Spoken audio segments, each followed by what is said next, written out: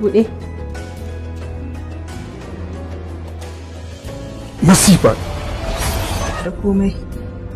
Babu abin da ta rasa. Ni kuma bani da komai sai kai. Dan Allah.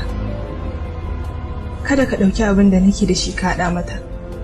Yaushe Najeriya za ta gyaru? Yaushe ne za a rasa wanda ya fi ƙarfin hukunci? Yaushe ne mara ƙarfi zai ƙarfafa da ƙarfin gwamnati?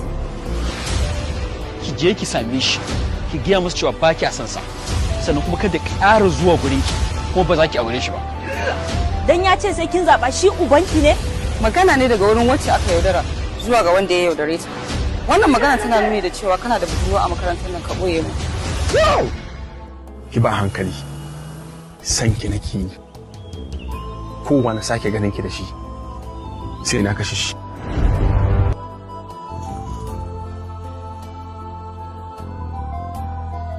Kike ka kare mun irin wannan magana. Wallahi cikin ki zai ga ni. Sai na tattaka kan ki. Kamar haka malam, wannan da irin wulakanci ne kuke mutane ne. Bai kamata ku dinga zuwa office mu ku dinga cin mutuncin mu ba. Babarka aka mara? Aka ce babarka aka mara? Malam kar ka sake zagi na. Babar ta ka tagwalci.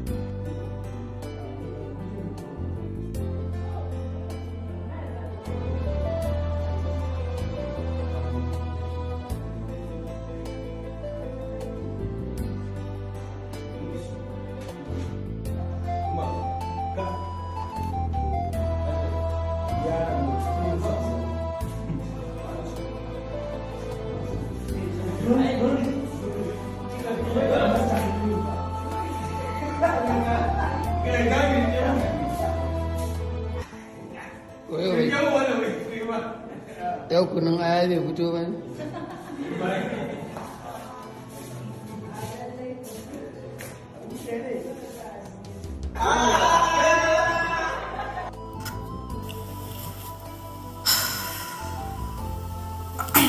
Yanzu wani shawara za ki bani?